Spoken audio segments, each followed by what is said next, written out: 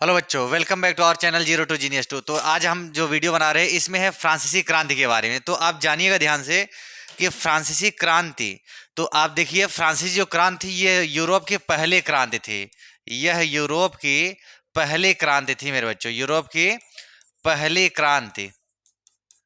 ठीक है, यूरोप की पहली क्रांति जिसकी शुरुआत होती है 1789 में और इसका अंत होता है 1799 में।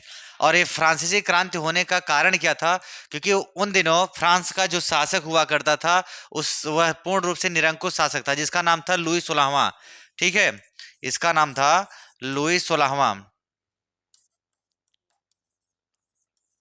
यह फ्रांस का निरंकुश शासक था और उसने अपने शासन व्यवस्था में इन प्रक्रियाओं को जोड़ दिया कि ना तो कोई उसके द्वारा बनाए गए नियम का उल्लंघन करेगा और ना ही कोई उसके द्वारा बनाए गए नियम का पालन करने में असमर्थ होगा, यानी कि सभी उसके नियम का पालन करेंगे। और ध्यान दें थोड़ा सा, जब 1789 की फ्रांसीसी क्रांति हुई तो यह राष्ट्रवाद की पहली नींव थी जो कि फ्रांस देश में राजतंत्र समाप्त कर प्रभुसत्ता फ्रांसीसी नागरिकों को सौंप दी थी।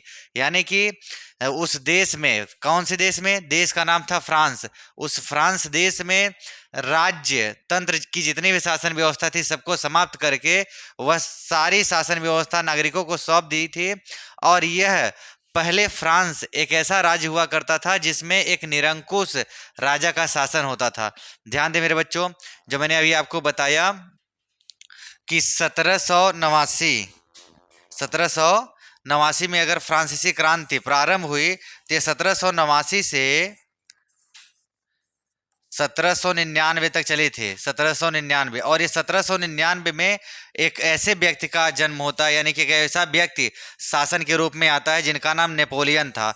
और नेपोलियन आ करके अपना प्रभुसत्ता जमाता है। इसके बाद वह जनता के हित में कार्य करना चालू करता है, नागरिकों के लिए एक ऐसी शासन व्यवस्था लागू करता है जिसका नाम था नागरिक संहिता या नेपोलियन की संहिता। ठीक है, तो और वीडियो देखने के लिए लाइक कीजिए, शेयर कीजिए और फिर मिलते हैं नेक्स्ट वीडियो में।